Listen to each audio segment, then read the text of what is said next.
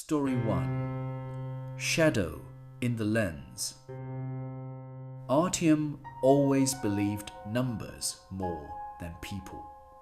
He turned his apartment on the 22nd floor into an impregnable fortress, shrouded in a network of cameras and sensors. He loved that control. He liked to know that even when he wasn't at home, every inch of space was under supervision. But that night, in an empty hotel room, that sense of security crumbled to dust. At 3 hours and 14 minutes, his phone came to life. One notification: movement in the living room. The green light of the night vision turned the familiar room into a ghostly crypt. The rocking chair in the center of the frame was barely moving. It was as if someone invisible had just left him. Artyom peered into the grainy darkness of the corner until a figure began to separate from it. Thin, broken, and faceless, she wasn't walking. She flowed across the floor, approaching the camera until her pale, waxy skin occupied the entire field of view. And then he heard his name from the speaker of the phone. He broke into the apartment at dawn. The silence was deafening. Everything was in its place. The record archive was pristine, no shadows, no creatures. Artyom was ready to admit that he had lost his mind. Until I looked at the camera itself. A fresh, wet print glistened on the white plastic under the lens. A finger mark, unnaturally long and cold. It wasn't just there. It knew he was looking at it. Story 2. The Voice from the Thicket. The forest knows how to keep secrets, but it knows how to steal them even better. We were camped in the middle of the taiga. When Maxim went to get firewood, no one paid any attention to this. 5 minutes of silence turned into 10, then 20. The forest seemed to close in behind him, turning into a wall of black trunks. We called out to him, but the only answer was the murmur of the wind in the tops of the pines. We didn't know yet that Max would never be the same again. Suddenly, a voice rang out from the darkness. It was Maxim. He asked for help, saying that he got lost just a couple of meters away from us. But the voice was strange, monotonous, devoid of breath.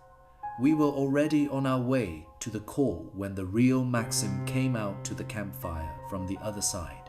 He didn't say a word, just pointed with a trembling hand in the direction of the voice.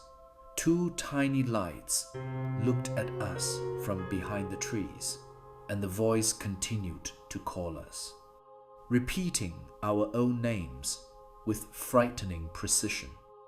We ran to the car without turning around, feeling the whisper of the forest turn into a multi-voiced scream.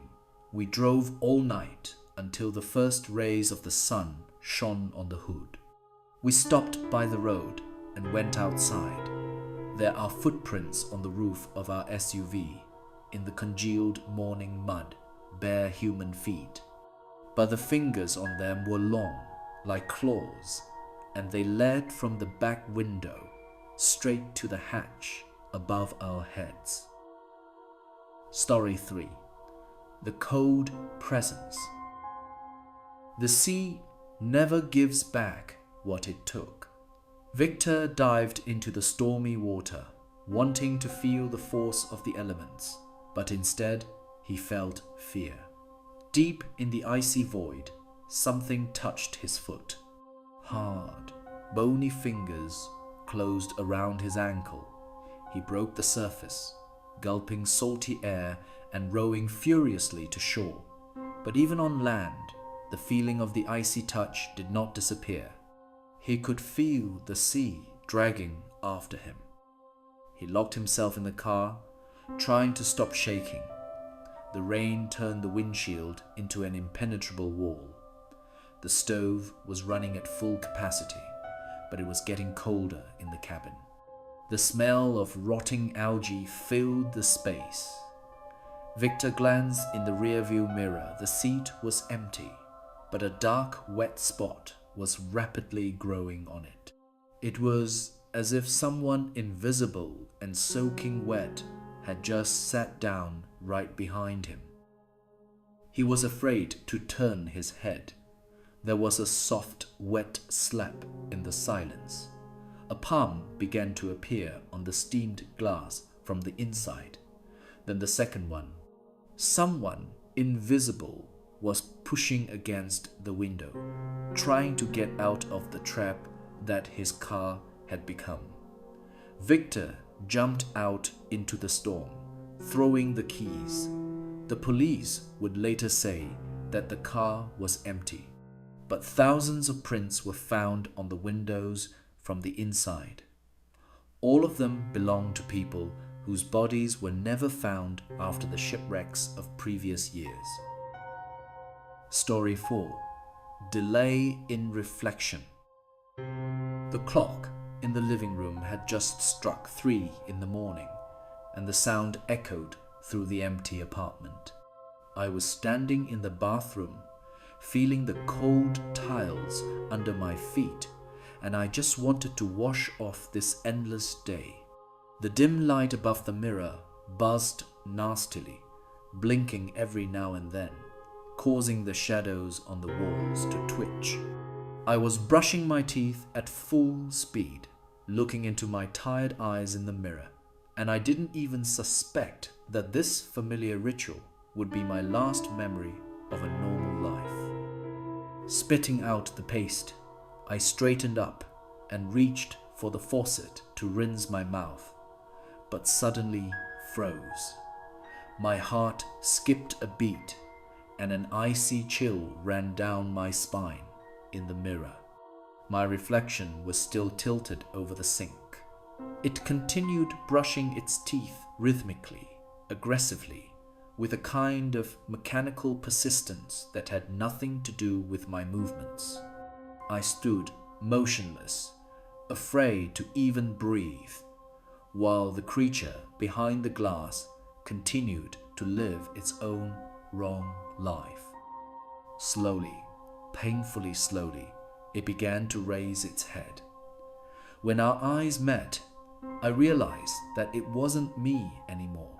His eyes were pitch black, devoid of pupils, and his mouth stretched into such a wide and unnatural smile that the skin on his cheeks cracked. This creature bared rows of overly sharp teeth and made a sound like bones breaking. At the same moment, the light bulb burst with a loud bang, plunging the world into absolute breathing darkness. Story 5. The road has been rebuilt. Turn right. The monotonous voice of the navigator convinced me for the 10th time that this way, through the thicket, would save me 40 minutes. I succumbed to fatigue and turned off the illuminated highway onto a narrow dirt road, which was tightly squeezed by the branches of old trees. The rain intensified, turning the road into a mess, and the wipers could barely cope with the water flows. The navigator's screen began to flicker strangely. The route lines intertwined into a chaotic knot, and the cellular signal finally disappeared. After a couple of kilometers, the road just stopped at a rusty gate chained with heavy chains. Behind them, the headlights revealed the ruins of a building that looked as if it had been abandoned 100 years ago. I frantically put the car in reverse, but the wheels just howled helplessly, burrowing deeper into the sticky mud.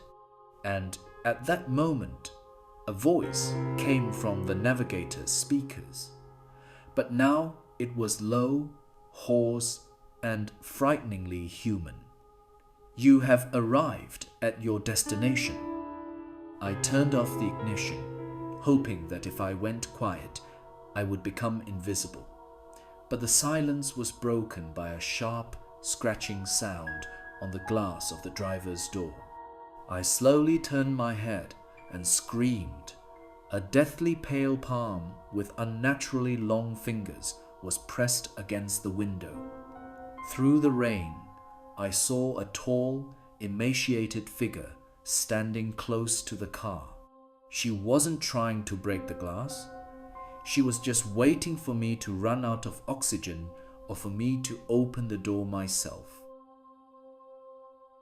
You've listened to 3 recordings, 3 evidences of how the thin fabric of reality is being torn in the most ordinary places. In my own bathroom, in the car, at a quiet job. You listened to them, feeling safe because you were separated by a screen. But you were wrong. Mirror, window, hatch, and now your screen. These are not barriers. These are the doors. We didn't show you these stories to scare you. We used them as beacons to find you. Stare into the darkness of your off screen when this video ends. You will see your reflection. But are you sure that this time it will blink at the same time as you? We're already here. Sweet dreams.